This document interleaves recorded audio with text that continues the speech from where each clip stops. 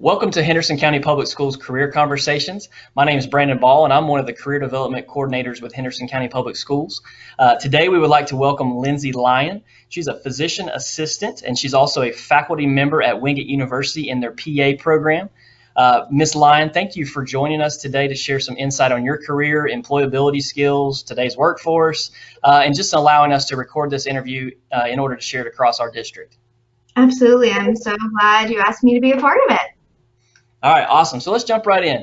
Tell us a little bit about yourself, your position, your career, kind of your journey, those kinds of things. Sure.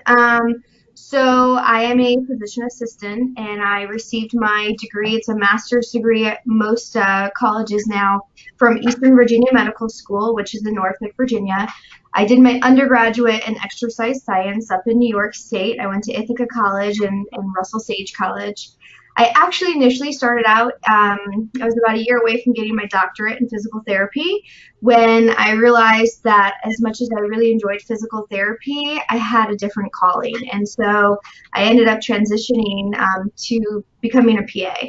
And PA school is about 27 months, so it's a 27-month curriculum, and in all honesty, it doesn't matter what your undergraduate degree is. I had a fashion designer in my class.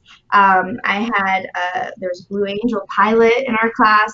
You can do anything you want. A lot of people will even do this as a first or second or even third career.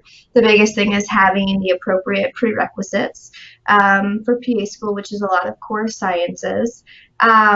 And after 27 months, I actually moved here locally, and I initially started out at Mission Hospital. I was an orthopedic trauma PA for about 10 years, which was a lot of excitement and a lot of adrenaline rushes, and I enjoyed my time with them very much. However, while I was with them, I also was precepting a lot of PA students to try to give back to my profession. And I realized that that education side of things was something I was really passionate about. And so I recently, just this year, transitioned to Wingate University, and I'm on their faculty here. Okay, wow, that's a great journey. Thanks for kind of just sharing all the ins and outs of it. So in speaking maybe to like a high school student, did you always know that you wanted to go in the medical field, or how'd you go about maybe choosing what you wanted to do after high school? Yeah, that's a good question. I always knew I wanted to go in the medical field. I was an athlete in high school. I was a collegiate athlete. I've been through a lot of injuries, had surgeries, spent a lot of time with physical therapy. That's initially where my physical therapy track came, but I knew I wanted medicine. I didn't know much about what a PA was when I was in college, and a lot of people may not know who we are or what we do, but we're healthcare providers. We practice alongside physicians. We don't practice independently, meaning I couldn't go open my own practice without also hiring a physician or working under a physician. They don't have to be on site. They have to be reachable by phone, but we evaluate, diagnose, and treat patients just like physicians do. We can't operate independently, but we operate right alongside the physicians, but we work in every possible different field of medicine that you could think of. And I think that was, for me, about the PA profession, what was most appealing, because as you can see, I went from orthopedics to education. I met my husband in PA school. He started out in orthopedic surgery, transitioned to the ER, and now has found his happy place in dermatology. So a PA, we have the ability, we're trained in general medicine, and we can practice in multiple different fields of medicine throughout our career without having to go back to school. And that's very unique to our profession. That's awesome that you share, kind of just the unique paths of not only yourself but your husband too. Just how you can kind of move around a little bit based on your training and your background within the medical profession. So that's great. Thank you for sharing that. So walk us through maybe what a typical day might look like as a physician assistant. Sure. And then maybe also if you want to highlight being a faculty member too. Yeah, I was going to say, my two jobs have varied greatly, and it varies greatly depending on what specialty you're in. In the hospital setting, we typically work 12-hour shifts. So I was a 6 a.m. to 6 p.m., but really you're there till you finish the work. We were a busy service. My primary job there was the medical management of patients pre and post operatively. And so in the morning, I would review all of our patients, which could range from 35 to 50 patients just about. And I'm reviewing everything about them, their labs, their x-rays, what happened overnight with other providers. And then I would spend my day going to see each of these patients, whether it's evaluating their postoperative wounds, modifying any devices that maybe are on their extremities, communicating things back to the surgeons so that they knew what was going on. And then any patient that came in through the emergency department that we got consulted on would kind of interrupt, and we go downstairs where we would do our own reductions of fractures and dislocations and apply splints. We do procedures where we're putting traction pins in, which is a way of stabilizing unstable fractures and dislocations, where we literally, it sounds like we're blindly drilling, but we know our anatomy, so we're doing things like that. It's very hands-on. We get to do a lot of things, a lot of autonomy. And then I go back to taking care of my patients. And then in between, we also go over to clinic where I see post-operative patients for follow-up and new patients. So it's a busy day, lots of things going on, constantly communicating with other services, whether it's the general trauma team or the hospitalist team.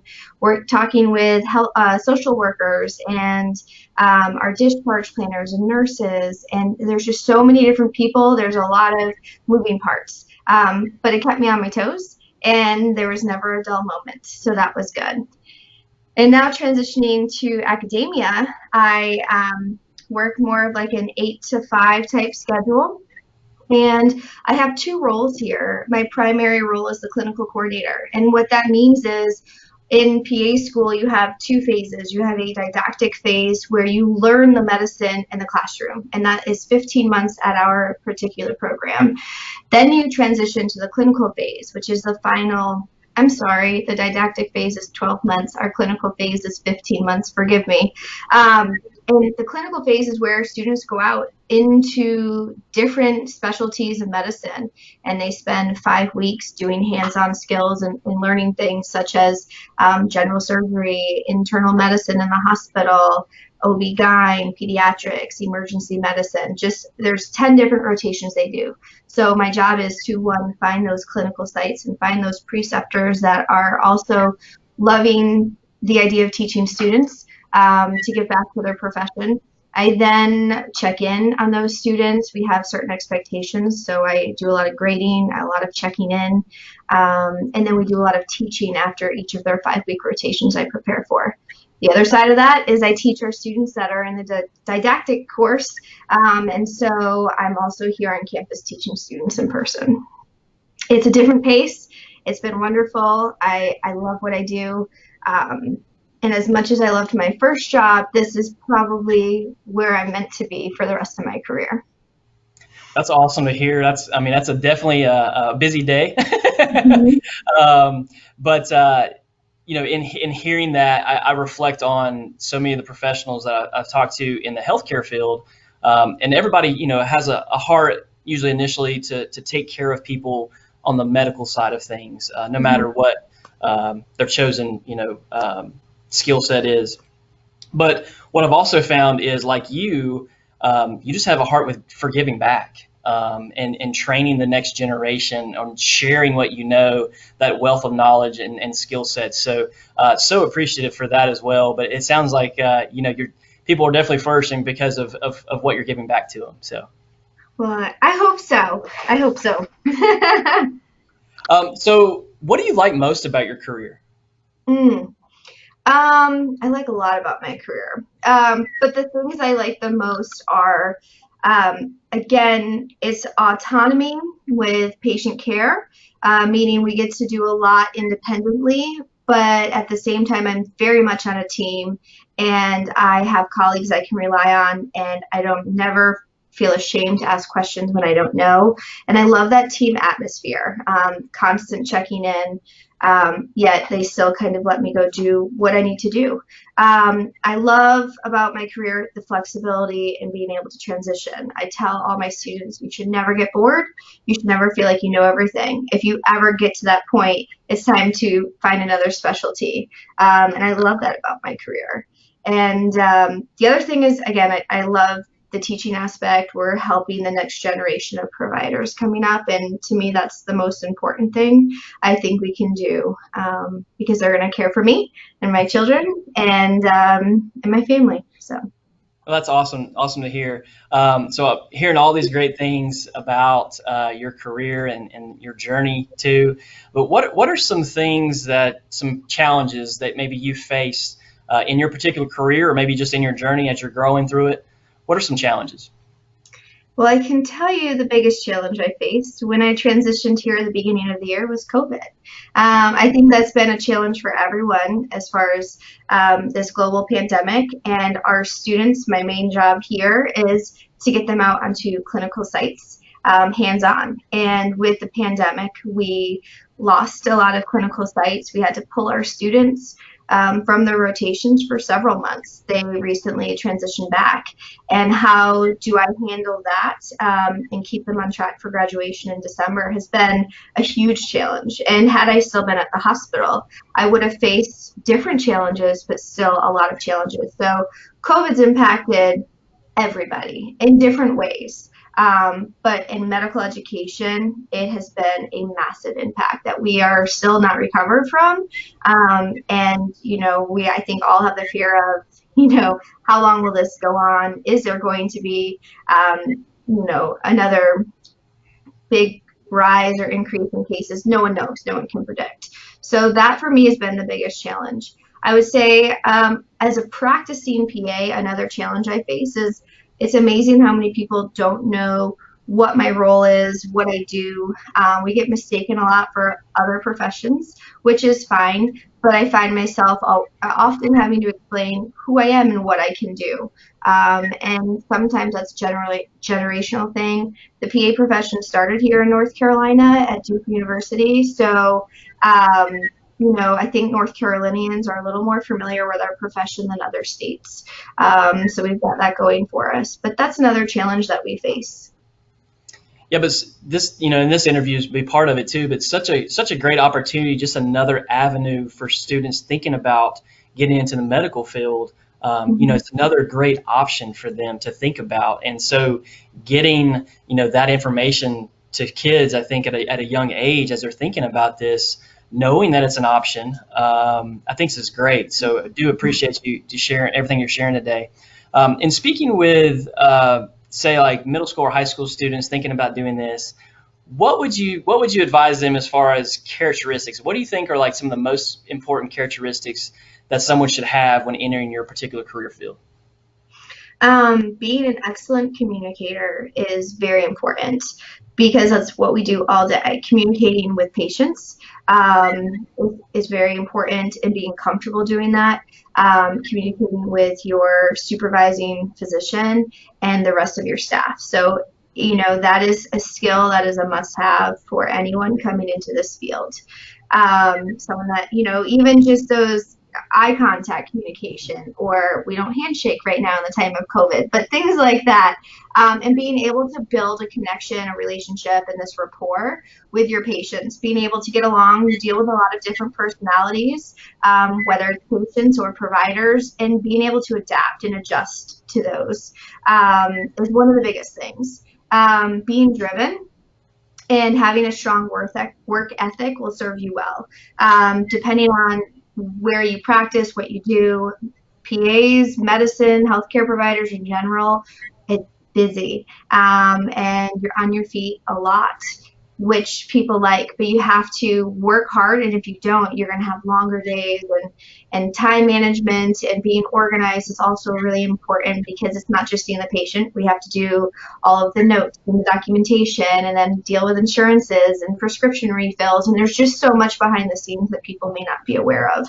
So being organized in that aspect, but having that drive and work ethic to make it through those days.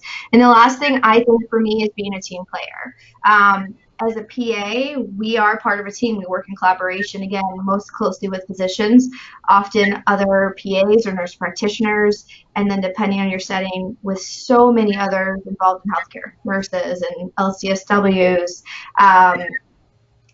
PT, OT, all these different fields. And you have to be able to work together all for the same outcome. That involves a lot of communication to make sure everyone's on the same page. So it's kind of these same themes over and over again. Yeah, those are all great. Really, a lot of different careers, really any career. But in thinking about that, so we've talked a little bit about, education and kind of what that looks like. We talked about skill sets that you think are super important for someone interested in this field. What would you advise a middle school or high school student as far as how can they prepare now if they're looking forward to this career, or how could they maybe work on developing some of the skills that you've shared with us today? Absolutely. I think there's a lot of different avenues. I think we see a lot of students get involved early with shadowing different providers in different areas of medicine. There's different programs around that students can also sign up for to get involved over the summer and kind of volunteering at hospitals or at nursing homes. Again, maybe once COVID settles down, not necessarily right now. And then focusing on sciences. So there's lots of different camps. There's wilderness around here with our outdoors. There's a lot of wilderness activities where it's wilderness medicine. And so programs are going to look at what type of extracurricular activities have you done that show that you're interested. So lots of shadowing. More than one time, again, participating in maybe summer camps or opportunities that are healthcare related. Get involved, go do a class in CPR training early on. See if you like that, and it's a great life skill to have at school, on the athletic field, wherever you may be. Those are the types of things I think at this age you could do. The other thing is really focusing on your sciences, both to get into college and graduate school. The focus is how'd you do in your core sciences, so your biologies, your chemistries, your physics, and then your anatomy if you have that opportunity to take that. If you haven't, or if you can take it in the summer at a community college, if you're still in high school, it's a great opportunity. But those are the areas you want to really focus on academically. Awesome. Thank you for sharing. One last piece of advice for anybody that's maybe entering the workforce this day and age. I know, we can talk about COVID and how that's kind of turned everybody's worlds upside down. Mm-hmm. But is there any other advice that you would give to someone, say maybe that high school senior that's trying to figure out what's the next step, and maybe that is entering the workforce right now and pursuing whatever they're interested in? Is there any other piece of advice that you might be able to give some of those students? Well, one, I'd say be persistent. I know that the first opportunity may not work out for someone. That could be getting into college, getting into grad school, or getting a job, but be persistent and be resilient in that respect, because your opportunity will come. The other thing is, again, to get out there, see what's out there, explore things to help you decide what the right career path is. And I think I'm not the only one. Obviously, I told you I started out in PT. It's okay to change your mind at some point too. And I think that's just getting out there and seeing, shadowing different experiences may help you decide what the best path is for you. But it's okay to change your mind as you have more experiences. Well, thank you for sharing that advice, because I think in working with high school students, especially, graduation feels like it's the end, and you've got to have this decided next step, and this is the decision of your lifetime. In regards, it does take that first step towards that career path, but hearing a professional like yourself saying, the journey is real, and it can mold and be flexible, and you'll learn a lot about yourself through that journey. I just thank you so much. That's a powerful message within itself for sharing that. Absolutely. So Ms. Lyon, on behalf of Henderson County Public Schools and the Career and Technical Education Department, I'd like to thank you again for taking the time just to share some career advice and your own career journey. But again, thank you for your time today. Oh, it's my pleasure. Thank you so much for having me.